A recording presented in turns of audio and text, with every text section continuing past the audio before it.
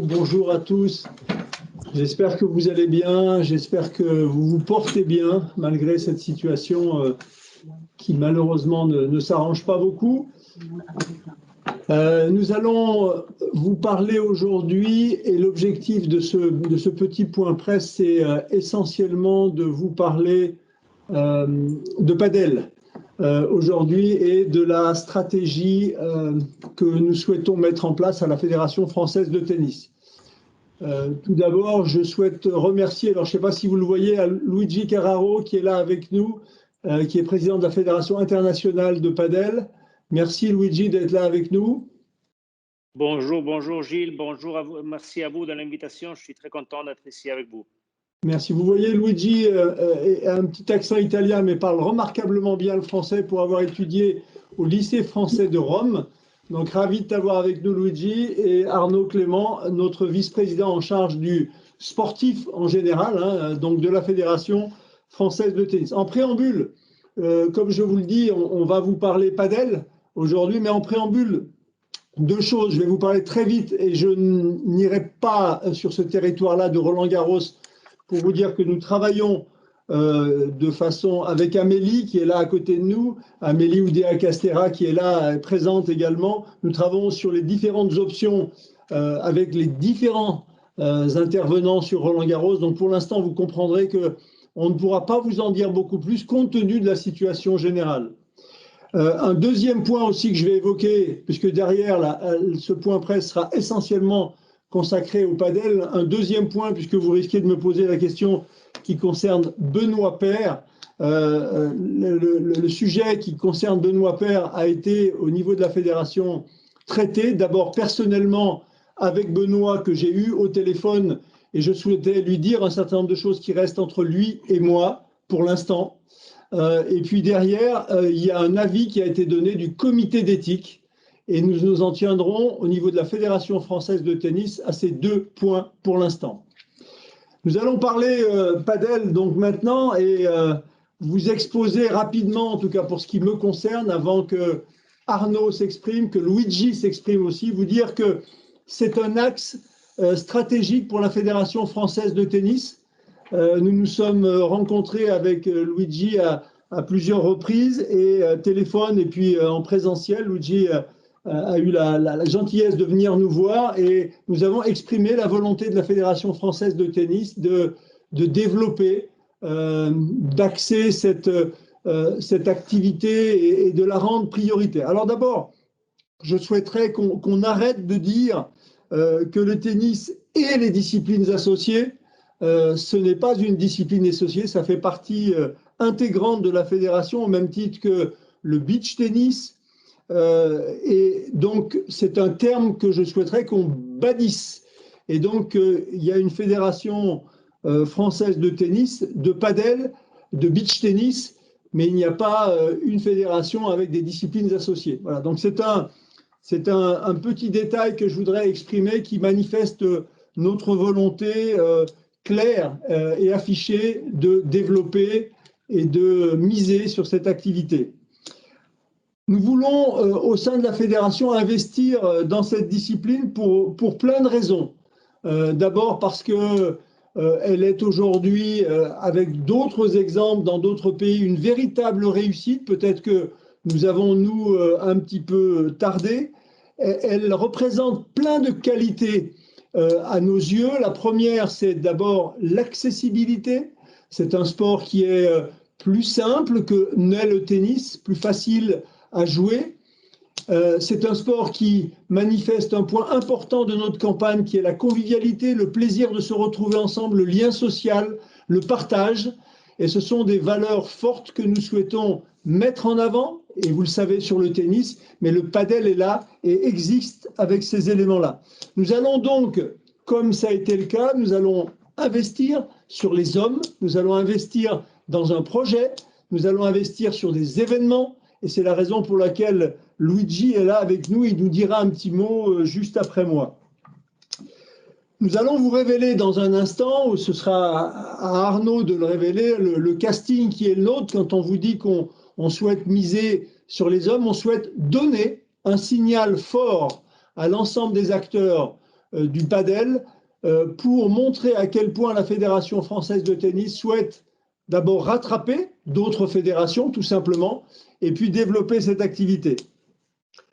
Contrairement à ce qui peut être dit, je ne pense pas, nous ne pensons pas que le padel puisse fragiliser le tennis. Mais tout au contraire, nous pensons que le padel peut aider le tennis, puisque justement, tout à l'heure, je vous parlais de le plaisir d'être ensemble, la convivialité, ce que nous avons connu il y a plusieurs vingtaines d'années, plusieurs dizaines d'années ensemble dans les clubs, qu'on a un petit peu perdu, parfois, je dis bien parfois, parce que beaucoup de nos clubs ont maintenu de clubs de tennis, cette convivialité, ce plaisir de se retrouver à pratiquer du tennis loisir, mais à pratiquer aussi des matchs par équipe, à pratiquer des compétitions, mais pas que. Et je crois que le padel est le parfait exemple de cet esprit de convivialité. On a eu un exemple pas très loin de notre activité, le foot avec le futsal, pour l'avoir moi pratiqué avec des copains. J'ai trouvé vraiment cette dimension partage, conviviale. Eh bien, je crois que le padel est l'illustration. Il faut absolument qu'on puisse à nouveau s'inspirer de ce qui se fait pour et bien donner un caractère nouveau. Voilà très rapidement les points que je souhaitais aborder pour vous fixer très clairement la stratégie qui est la nôtre. Et je souhaite passer la parole à Luigi Carraro parce qu'il va nous dire un petit mot. Luigi? Bonjour, bonjour Gilles, bonjour à tous, bonjour Arnaud. Je voulais premièrement remercier Gilles Moreton et la Fédération française de tennis pour avoir organisé une réunion qu'on a tenue semaine dernière et qui a été vraiment une réunion très productive, très constructive et vraiment très importante pour le padel. La France, c'est un pays guide un peu pour tout le monde en ce qui concerne ses politiques fédérales et surtout le thème de gestion des activités et des compétitions internationales. Au jour d'aujourd'hui, la France est déjà une grande puissance du padel au niveau international. Le niveau des joueuses et des joueurs est très bon. Je vous donne une nouvelle que peut-être vous savez déjà. Hier, on a terminé un tournoi de la Fédération internationale de padel à Rome et il a été gagné dans les dames par une coupe française, donc on veut les féliciter, Jessica Ginier et Alix Colombon. Et les hommes, ils sont arrivés en demi-finale en perdant contre la coupe qui a après à gagner. Aussi, la France, c'est une grosse puissance au niveau des terrains qui sont installés en France. Il y a beaucoup de clubs dans tout le territoire. Et comme je disais avant, la Fédération française de tennis, c'est un exemple pour tout le monde, pour la capacité incroyable qu'elle a d'organiser les grands événements internationaux, nationaux. Je pense évidemment clairement à Roland-Garros, mais pas seulement à Roland-Garros. Donc moi, je suis très heureux, très content d'écouter ce que Gilles Moreton vient de dire et surtout tout ce qu'on s'est dit dans la réunion de semaine dernière. Parce que le fait que la France souhaite s'investir plus dans le padel, ça va être quelque chose duquel vont bénéficier pas seulement les joueurs, les joueuses et tous les clubs français, mais vraiment aussi toutes les autres nations. Pour le fait, ce que je disais avant, que la France, c'est un exemple. C'est quelque chose de quoi le padel en a besoin, parce que le padel, c'est un sport qui est en train de se développer beaucoup dans tout le monde. On est en train de faire beaucoup d'événements, les numéros sont incroyables, mais on a besoin de la France. Le padel international a besoin de la Fédération française de tennis. La Fédération française de tennis, je suis sûr qu'elle jouera un rôle fondamental dans le développement du padel français, mais aussi dans le développement du padel international. Comme vous savez, on a beaucoup d'événements. On a le FIP Tour, que cette année, on jouera dans 30 pays à peu près, avec 80 épreuves. Et cette année, on jouera aussi 4 compétitions importantes. Ce sera le championnat d'Europe, le championnat du monde junior, le championnat du monde vétéran et le championnat du monde absolu qu'on jouera au Qatar. Et tout ça pour dire que nous, on est très contents, on est très motivés. Et surtout, je crois que si le padel, jusqu'à aujourd'hui, il s'est développé très bien, à partir d'aujourd'hui et de demain, avec la Fédération française de tennis, qui sera très active, je crois que le padel international donnera beaucoup de surprises au niveau de tous les sports internationaux. Je vous remercie beaucoup. Merci Luigi pour cette intervention et je passe donc la parole à Arnaud Clément, joueur de padel, très bon joueur de padel et en charge, vice-président en charge du sportif à la fédération. Merci Gilles, merci, bonjour à tous. Merci beaucoup Luigi également d'être présent et à nos côtés. Je vais redire un petit peu ce qu'a dit Gilles, mais j'aimerais insister vraiment un peu sur les points forts du paddle. Les points forts du paddle, c'est un sport qui est aujourd'hui à destination de tous les publics. C'est une discipline qui est accessible, qui est conviviale, qui est spectaculaire, qui peut être spectaculaire et extrêmement ludique.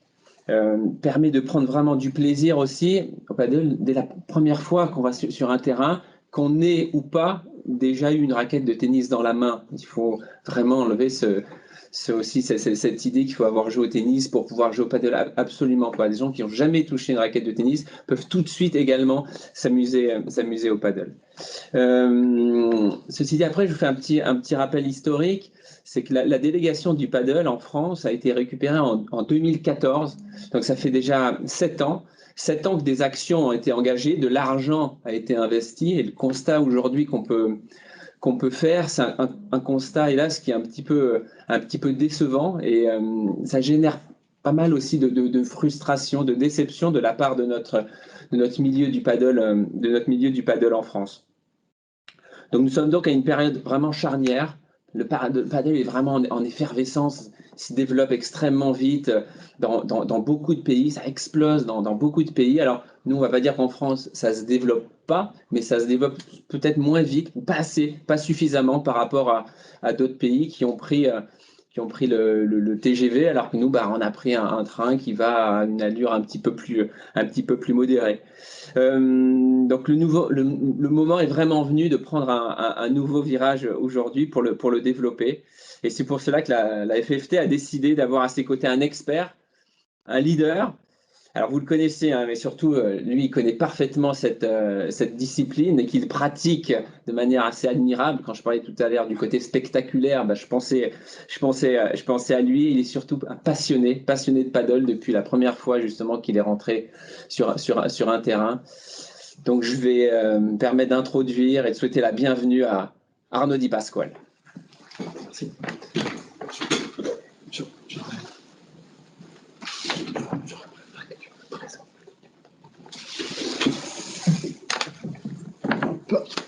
Bonjour à toutes, bonjour à tous.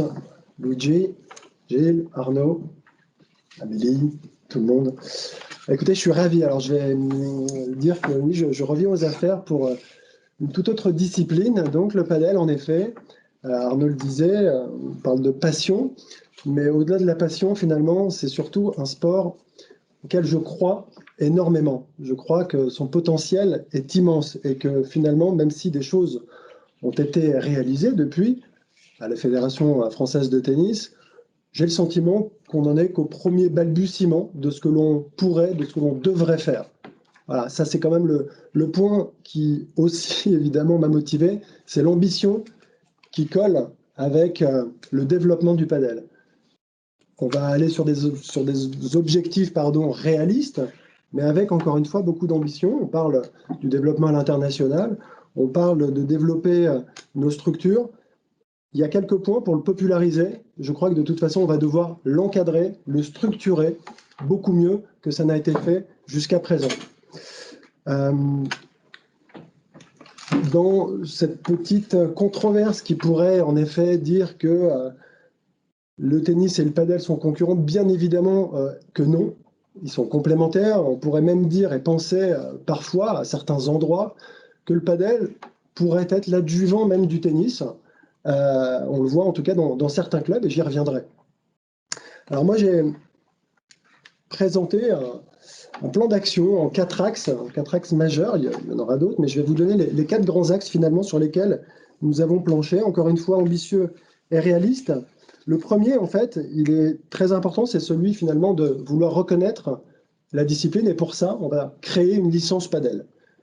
Et donc la création d'une licence padel à la FFT sera un enjeu majeur dans les prochains mois. Il va s'inscrire en cohérence avec le projet tennis. Donc on un groupe ou plusieurs groupes de travail auront lieu justement et travailleront justement sur ce sujet.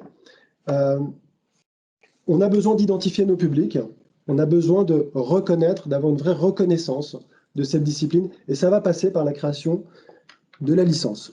Ça, c'est le premier point. Pourquoi? Parce que finalement, aujourd'hui, on navigue un petit peu à vue, on dit qu'il y a un certain nombre de pratiquants, mais on manque vraiment et cruellement même de précision. On doit être beaucoup plus précis. Ça, c'est le premier point. Le deuxième point, c'est très clair, c'est devenir un leader à l'international. Et pour ça, deux manières d'y parvenir. On va accélérer un petit peu, augmenter notre visibilité. On va parler de communication et augmenter le nombre de compétitions internationales sur le territoire. Le premier point, donc, finalement, quand on parle de gagner en visibilité, on a une vitrine extraordinaire, Roland-Garros. Alors, encore une fois, tout dépendra des circonstances sanitaires. Et si elles nous le permettent, l'idée sera donc d'avoir un terrain de padel à Roland-Garros pendant le tournoi. Quoi de mieux aujourd'hui que de pouvoir profiter de ce coup de projecteur pour faire rayonner le padel à l'international, d'y organiser des exhibitions, de faire venir les plus grands joueurs du monde, bien sûr, mais c'est aussi à destination du grand public en termes de découverte. Donc, et animer ce cours avec plein d'anciennes joueuses, plein d'anciens joueurs.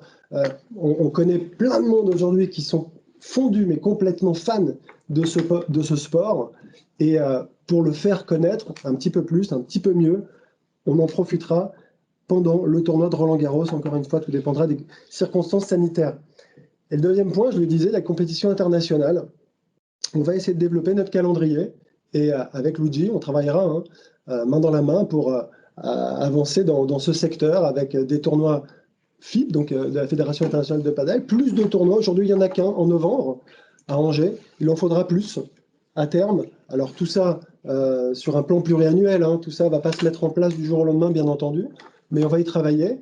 Et l'objectif, à terme, sera d'avoir un des plus grands, un des plus beaux tournois au monde, avec un tournoi du WPT, du World Padel Tour. Voilà l'ambition aujourd'hui très élevée de la Fédération française de tennis qui, comme le disait Arnaud, a obtenu cette délégation il y a maintenant 7 ans. On se doit de prendre ce virage, on se doit d'être ambitieux parce qu'on croit en ce sport qui est en pleine effervescence et qui, on en est certain, va prendre énormément d'ampleur dans les prochaines années. Et le troisième point, c'est qu'on doit fédérer tous les clubs de padel sur le territoire. Il y a les clubs affiliés de tennis qui se dotent de terrains de padel que l'on continue évidemment d'accompagner, mais on se doit aussi de renforcer notre lien avec les clubs privés. Et pour ce faire, d'ailleurs, je réunirai très rapidement l'AFCP, l'Association française des clubs de padel, pour discuter, pour avoir des remontées de terrain et pour travailler avec eux. Et j'aimerais à terme que l'on mette en place une mécanique de subvention, d'accompagnement donc, de tous les clubs. Et que cette cohabitation privée-publique se passe le mieux possible. Et ça, c'est un des points aussi majeurs, me semble-t-il, du mandat. Et on va s'y atteler. Et c'est justement à cet égard que je disais que le padel pourrait être un adjuvant du tennis. On a vu que ça pouvait être, en effet, parfois, un levier alors de convivialité, de retrouver justement cette chaleur dans les clubs grâce au padel, et même un levier parfois économique dans certains clubs. Pas tous, évidemment, mais ça arrive, c'est possible. Et enfin, pour ne pas être trop long, le dernier point, c'est le développement de la formation. Donc l'enseignement, toute pratique doit être encadrée. Il y a aujourd'hui un titre à finalité professionnelle qui aujourd'hui est une réalité. Et il va falloir qu'on travaille sur ces modalités de déploiement. On laissera un petit peu de souplesse pour que tous les acteurs, les enseignants puissent se mettre en conformité sur ce TFP. Mais on est convaincu aujourd'hui que ça pourra aider les clubs à se développer, que ça pourra attirer beaucoup plus de public, parce qu'aujourd'hui on sait qu'on a quelques carences de ce côté-là, notamment chez les jeunes et chez les femmes. Beaucoup trop peu de jeunes et beaucoup trop peu de femmes pratiquent cette discipline, ce qui nous paraît anormal pour le moment. Et on va essayer en France, bien sûr. Pardon, je parlais en France. Parce qu'à l'étranger, c'est vrai que ça fonctionne. Luigi nous dira, il y a 50% de femmes qui jouent au padel. Donc nous, on est un petit peu en dessous en France. Et on échangera justement avec d'autres pays pour savoir comment ils arrivent à attirer d'autres publics. Mais voilà, donc on pense aussi que l'enseignement permettra clairement d'attirer beaucoup plus de public. Voilà globalement les 4 points essentiels que j'ai mis en avant et je repasse la parole donc à Gilles. Super, vous allez avoir des questions, on va y répondre sans aucun problème. Je voulais simplement rappeler qu'avec Amélie, Arnaud Clément, avec Nicolas Escudé qui vous a été présenté il n'y a pas très longtemps, eh bien Arnaud rentre dans l'équipe, re-rentre dans l'équipe. Vous l'avez compris, c'est une démarche volontariste de notre part. On va pas traiter le paddle par défaut, on va vraiment s'y investir. Je vais parler rapidement un tout petit peu de l'homme qui est à mes côtés, Arnaud Di Pasquale, pas Arnaud Clément, mais je pourrais dire un peu la même chose parce qu'il se ressemble un peu sur le plan du caractère. D'abord, il connaît bien la maison, c'est important, il a été DTN, il a été un très bon joueur de tennis, il a été médaillé olympique, donc vous imaginez le signal qu'on donne à l'extérieur au padel. Pour moi, c'est un signal important. Et c'est la volonté. Alors, il aura pour titre, puisque dans une fédération, nous n'avons pas de directeur technique national tennis, directeur technique paddle, directeur technique national beach tennis. Il y a un seul directeur technique national, mais Arnaud Di Pasquale sera directeur du paddle, donc aura ce titre-là et cette responsabilité-là pour développer à la fois avec les équipes sur le terrain, mais aussi avec la fédération internationale, avec Luigi. Voilà. Simplement pour préciser ces petits points, et vous avez la parole si question il y a. Première question. Levez bien la petite main.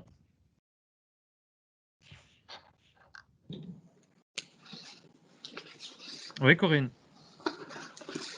Oui, bonjour à tous et à toutes. Je voulais savoir quel est cet engouement aujourd'hui pour le padel. Il répond à quoi pour la Fédération française de tennis?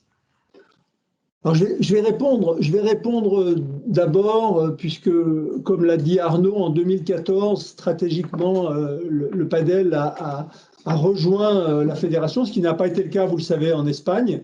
Donc ça a été un choix stratégique de ne pas séparer les fédérations. Il répond d'abord à un certain nombre de critères. Pour nous, c'est d'abord la convivialité, c'est la facilité par rapport au tennis, plus simple, plus accessible. Comme l'a dit Arnaud, quelqu'un qui aujourd'hui prend une raquette de padel, se met sur un terrain, va se faire plaisir immédiatement. On sait que la notion de plaisir à notre époque est la plus importante. Les gens cherchent le plaisir immédiat et le tennis parfois est un peu long. Quand on arrive sur un cours, avant de se faire plaisir, il faut passer un peu de temps et c'est compliqué. Alors que le padel aujourd'hui répond tout à fait à l'ère du temps, qui va vers ce plaisir immédiat, cet enthousiasme et puis cette convivialité.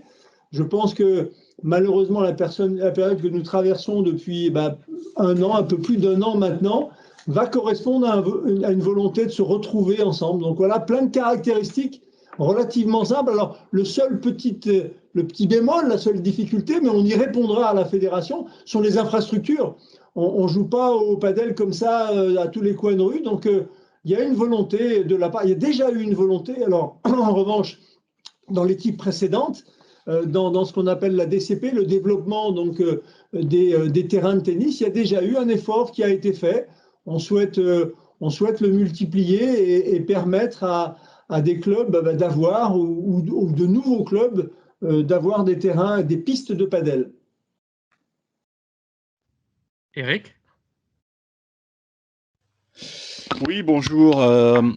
Je comprends votre intérêt pour le padel parce qu'il n'y a pas longtemps, je suis passé en Normandie et j'ai vu qu'un ancien club, un ancien central avait été transformé en piste donc de paddle. Donc effectivement, ça prend. Est-ce que vous encouragez les gros clubs, pas parisiens, mais les clubs en général, à justement construire des cours et quel est le coût d'une piste de paddle? Parce que ça n'a pas l'air sorcier à faire, et ça prend pas énormément de place. Alors, encourager les clubs, c'est pas le mot, non. Si les clubs ne le souhaitent pas, on n'est pas là à leur forcer la main, loin de là. En revanche, par rapport au coût et par rapport à la place, c'est assez marrant parce que ce que tu dis, c'est plus grand qu'on ne le pense, c'est 10 sur 20 quand même. Donc ça paraît petit parce que les vitres, en fait, si tu veux, autour, donnent un petit peu cette vision, mais à la fin, c'est quand même assez grand. Et c'est aux alentours, entre 20 et 30 000 euros le terrain, je dirais. Après, ça dépend un petit peu de ce que l'on choisit voilà, comme constructeur. Sylvain,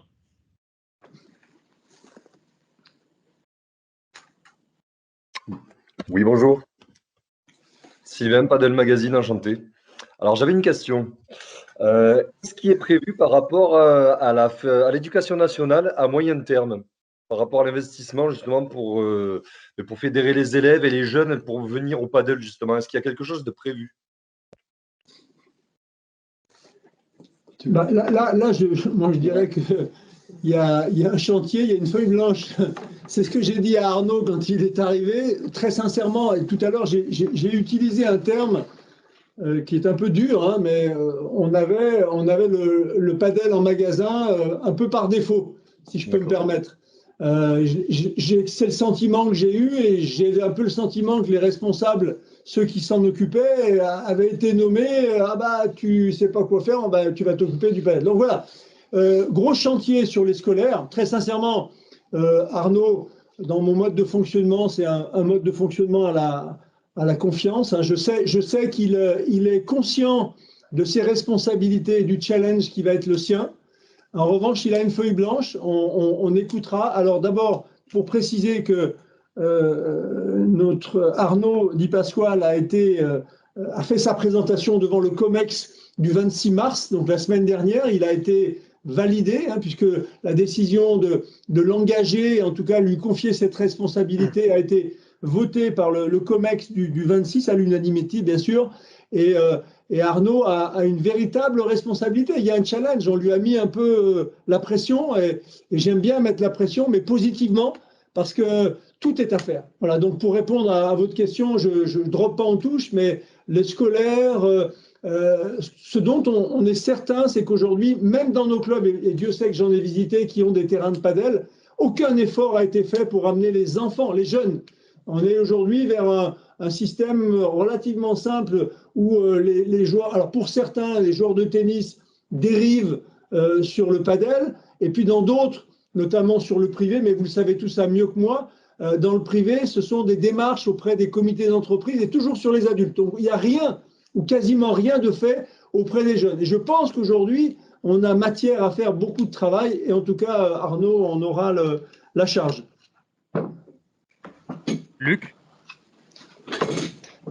Oui, bonjour à tout le monde. Luc Paganon du Progrès à Lyon. Voilà une petite question. Un très beau centre vient d'être construit à Lyon avec Joe Wilfried Tsonga, avec Thierry Assion, avec l'investissement également du gardien de but de l'Olympique Lyonnais, Anthony Lopez, avec Johan Bergeron qui va être directeur du centre.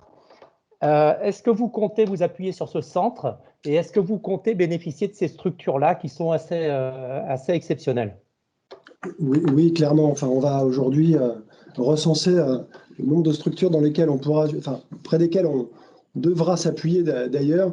On est convaincu aujourd'hui qu'on va devoir travailler main dans la main avec toutes ces structures finalement qui sont très dynamiques, qui connaissent peut-être un peu mieux, encore une fois, toute proportion gardée, le padel que certains clubs de tennis qui les ont développés.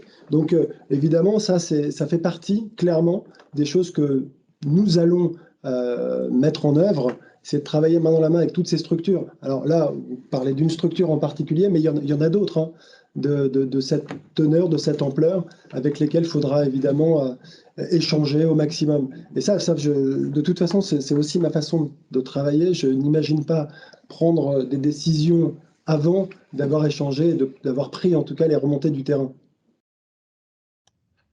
Fabrice, Oui, j'ai deux questions. La première, c'est sur le paddle. Quel est le niveau des joueurs et des joueuses françaises sur le plan international? Quels sont vos objectifs donc à ce niveau-là? Et est-ce qu'à terme, vous espérez aussi obtenir que le paddle soit olympique, peut-être même sport de démonstration, même si ça doit être un peu trop tard maintenant pour Paris 2024, mais est-ce que le paddle pourrait très bien devenir un sport olympique? Luigi. Alors, j'avais dit au début, le niveau des joueuses et des joueurs français est aujourd'hui vraiment très, très élevé. Hier, Alex Colombon et Jessica Ginier ont gagné un tournoi FIP à Rome, qui est un tournoi avec un très beau niveau. Et Bergeron et Tezon ont allé en demi-finale. Donc, je crois qu'aujourd'hui, la France est parmi les 4-5 puissances au niveau technique plus fortes au monde. Et je crois qu'elle fera des progrès très rapides dans les prochains mois et prochaines années. Par rapport au thème du sport olympique, moi, je pense une chose. Grâce au support et à la force de la Fédération française de tennis, nous, on avait déjà commencé des relations fortes avec le Comité international olympique pour que le padel soit un sport dans les Jeux olympiques de Paris 2024. La liste définitive de la part du CIO des disciplines olympiques sera en décembre de 2021, parce que c'est toujours dans le décembre suivant aux Jeux olympiques qu'on se pratique. Donc, vu que les Jeux olympiques se pratiquent cette année, elle sera à fin de l'année.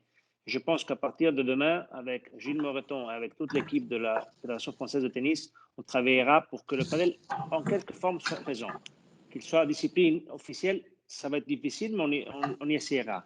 Mais de toute façon, on fera quelque chose sûrement dans Paris, avec l'accord du Comité olympique français, du Comité olympique international, et surtout grâce au support de la Fédération française de tennis.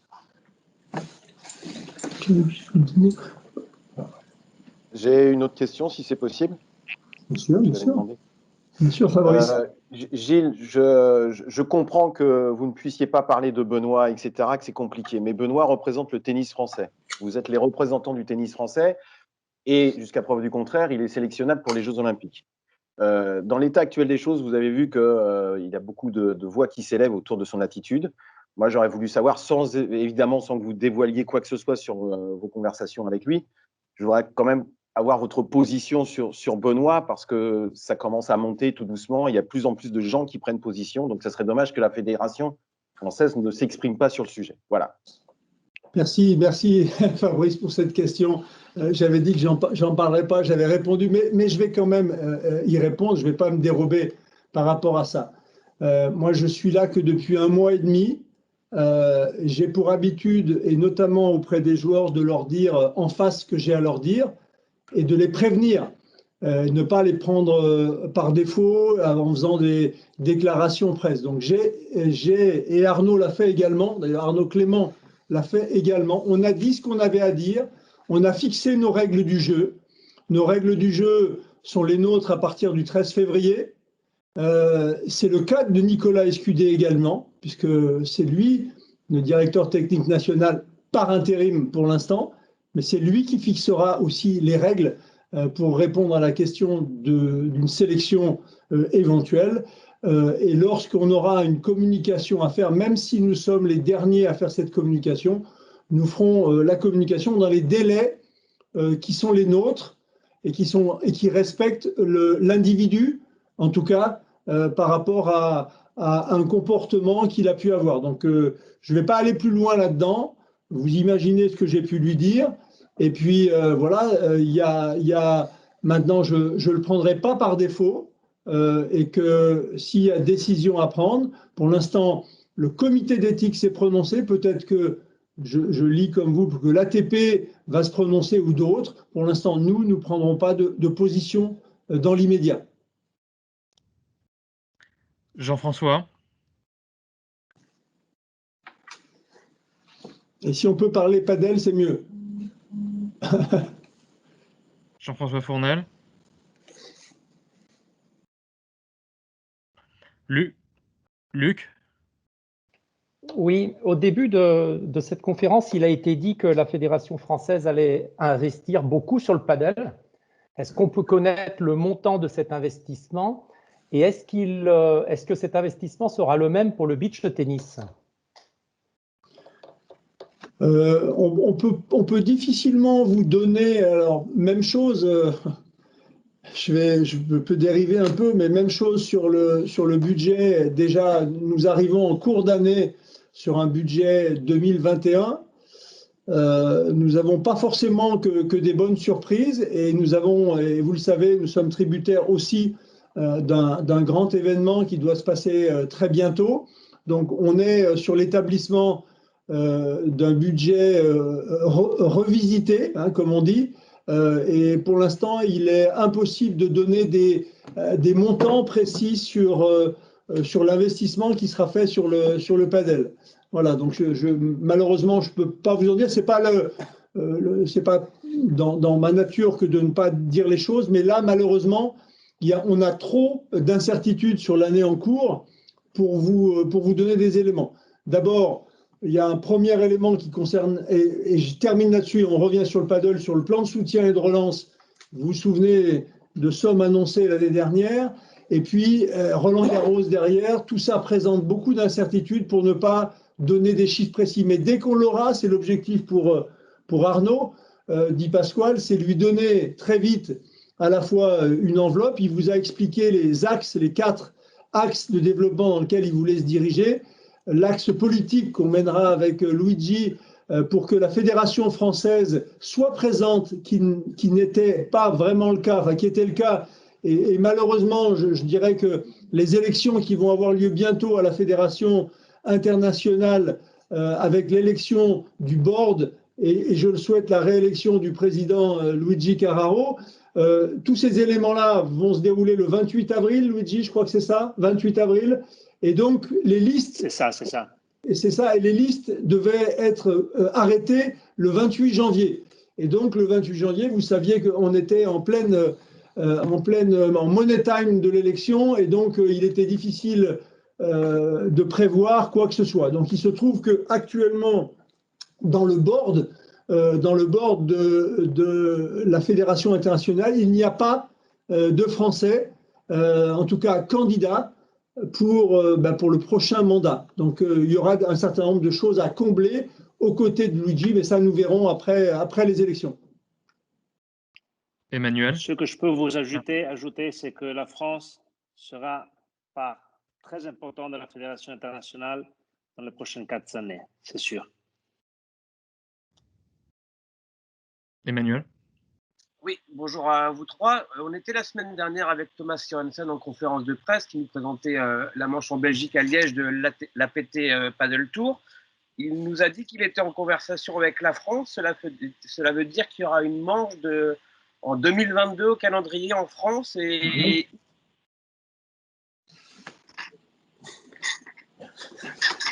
C'est pas ? Moi, j'ai pas d'infos là-dessus. Moi, salut Emmanuel. Moi, je l'ai eu au téléphone, en effet. Je l'ai eu au téléphone. Après, de là à dire qu'il y aura une manche en 2022, c'est un peu prématuré. Il y a des discussions qui sont engagées avec tous les acteurs et l'APT aussi, évidemment. Donc, on a une bonne relation avec Thomas, qui en effet fait partie de cette aventure donc, de l'American Paddle Tour, fraîchement, je crois, sortie là. Mais voilà, on discute avec, encore une fois, tous les acteurs. Je pense qu'aujourd'hui, il n'y a pas de décisions qui ont été prises parce que tout serait bien prématuré. Enfin, tu comprends bien. Donc, les chantiers sont nombreux. Enfin, je ne sais pas si on peut parler, je ne crois pas que ce soit une page blanche, mais il y a beaucoup de choses à construire avec de nombreux chantiers. Et il va falloir qu'on se mette un petit peu tous en cohérence. Je crois qu'il va falloir un petit peu mettre de l'ordre. Et c'est ce qui a été fait finalement quand la délégation a été obtenue en 2014. C'est aussi parce que, globalement, je ne sais pas si c'est un terme un peu trop familier, mais c'était un peu le bordel à l'époque. Et c'est pour ça que la fédération avait récupéré cette délégation pour justement l'encadrer, la soutenir, l'accompagner. Et voilà, donc c'est depuis cette année, trop peu de choses ont été réalisées. On considère qu'on peut aller beaucoup plus vite et c'est le moment de donner une impulsion, mais pas dans la précipitation. Voilà, on va discuter avec l'ensemble des dirigeants et des acteurs. Jean-François? Je retente ma chance, vous m'entendez là? Oui. Oui, pardon. Oui, une question pour Luigi Carraro. Je voudrais mesurer l'impact du padel dans le monde. Combien de pratiquants? Quels sont les grands pays? Et question complémentaire, que représente la France en termes de pratiquants aujourd'hui? Peut-être qu'Arnaud Di Pasquale pourra répondre à cette deuxième question, mais on est dans le flou en fait. Alors, aujourd'hui, dans le monde, il y a à peu près entre les 16 et les 18 millions de joueurs dans tout le monde. Les deux pays plus forts aujourd'hui au niveau de pratiquants sont sûrement l'Espagne et l'Argentine. Mais tout le continent américain, au jour d'aujourd'hui, est en train de vivre un très grand développement. Les championnats du monde des vétérans, on les jouera aux États-Unis. Et je crois que les États-Unis seront un pays qui nous donneront des très grosses surprises sur le nombre de joueurs, de clubs et de développement du padel. En Europe, le padel est en train de se développer très bien. La France, l'Italie, la Suède. Je crois que dans les prochaines années aussi, l'Angleterre, vous savez que le padel est rentré dans la LTA, Lawn Tennis Association, l'an dernier. Donc, je crois aussi l'Angleterre va avoir un très gros développement. Le continent asiatique est un des continents aujourd'hui les plus actifs. On jouera les championnats du monde au Qatar. Le Japon a un développement incroyable et beaucoup de pays du continent asiatique. Et dans les dernières années, aussi le continent africain est en train de commencer à se développer. Et je crois que, surtout en Afrique, la Fédération française de tennis pourra nous aider beaucoup parce que pour les relations que la France a avec le continent africain, je crois que ça pourrait être un des objectifs des prochaines années pour développer le padel, pas seulement en Europe, en Amérique et en Asie, et dans l'Asie, mais surtout aussi en Afrique, parce que c'est un continent dans lequel on veut aller.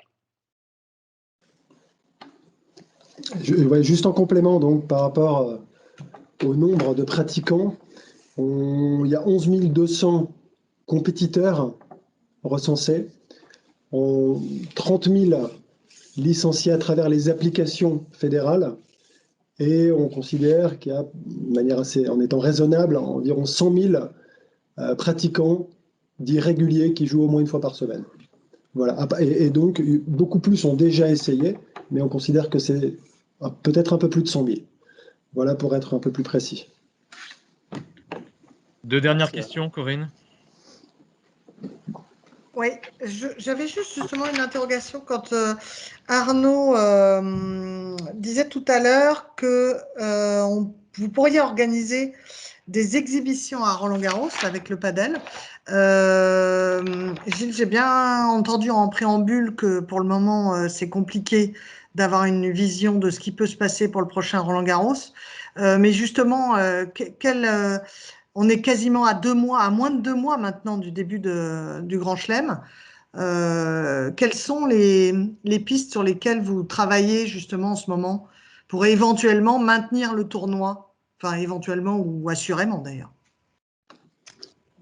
Je crois avoir répondu, même si je l'entends, ma réponse n'est pas satisfaisante pour vous. Aujourd'hui, on réfléchit à différentes options. Effectivement, certaines options semblent satisfaisantes, d'autres un peu moins. Mais maintenant, compte tenu de la situation, on va peut-être attendre jeudi, je crois, ou après-demain, les déclarations qui seront faites par rapport à peut-être un confinement total ou pas. Donc voilà, vous comprendrez que là-dessus, tout est envisageable. Et donc, restons prudents. Et c'est pour ça que je vous dirai rien de plus maintenant. Pour revenir sur le début de la question concernant une piste de padel à Roland-Garros pour y faire des démonstrations, des exhibitions avec des bons joueurs, avec d'anciens joueurs de tennis qui jouent très bien, avec aussi des personnalités qui pratiquent au quotidien et qui sont passionnés, parce que je crois que c'est un sport de passion. Et quand on y goûte, ce qui est le cas de mes deux collègues anciens joueurs de tennis à côté qui ont goûté à ça et ils sont tombés dedans un peu comme Obélix, non, dans la marmite, et qui sont vraiment des accros. J'en ai beaucoup comme ça. Donc, je crois qu'il y a des gens qui sont des passionnés et donc on voudrait faire partager à des gens qui ne connaissent pas bien cette activité pendant Roland-Garros. Alors, quel sera le Roland-Garros de cette année, Corinne? Je suis désolé. Je ne peux pas vous dire plus qu'il y a différentes options. retenu et je n'irai pas plus loin. Luc, dernière question sur le paddle. Oui, c'était la deuxième partie de ma question précédente, c'était sur les moyens. Est-ce que les mêmes moyens vont être développés pour le beach tennis? Et si oui, est-ce qu'une personne référente comme Arnaud aujourd'hui peut être annoncée pour superviser la pratique du beach tennis? Jean-Claude. C'est Jean-Claude. C'est une bonne question. Désolé de ne pas y avoir répondu. Effectivement, j'ai répondu à la première partie. Alors, il y a une personne référente qui est le président de la Ligue PACA, Jean-Claude Bousteau, qui est référent. Il n'y aura pas aujourd'hui un directeur, on va dire, national beach tennis. Il y a aujourd'hui moins je dirais, d'engouement, d'activité autour du beach tennis, mais ça reste dans certains endroits une activité. Et moi, pour avoir vu du beach tennis sur l'île de la Réunion, c'est une activité exceptionnelle, qui est très spectaculaire, qui est très très bien pratiquée, qui est très conviviale également. Sauf qu'en France, pour des raisons climatiques, pour des raisons aussi d'infrastructure, c'est très compliqué. Le développement est plus lent. Donc, encore une fois, d'ailleurs, et ce qui est aussi assez révélateur du fonctionnement de nos clubs de tennis, de nos clubs de paddle, c'est lié à l'humain, c'est lié à la personne qui s'en occupe et qui a la passion et qui est capable de la communiquer autour. Donc, j'ai pu rencontrer des endroits où le beach tennis se pratique essentiellement parce qu'il y a un petit groupe qui arrive à animer, qui arrive à fédérer autour d'eux pour que les gens pratiquent. Voilà. Donc la réponse est, il y a un responsable, Jean-Claude Bousteau, président de la Ligue PACA. Il n'y a pas de référent aujourd'hui comme Arnaud, de directeur, qui est nommé sur le beach tennis. Merci beaucoup à tous. Merci beaucoup. Merci à tous et puis à très bientôt. J'espère pour des bonnes nouvelles. Merci Luigi, merci à tout le monde et prenez soin de vous et à très bientôt. Merci Gilles, merci Arnaud, on va voir pour qu'il change de prénom, ce sera plus facile la prochaine fois. Merci beaucoup, ciao. Merci à tout le monde.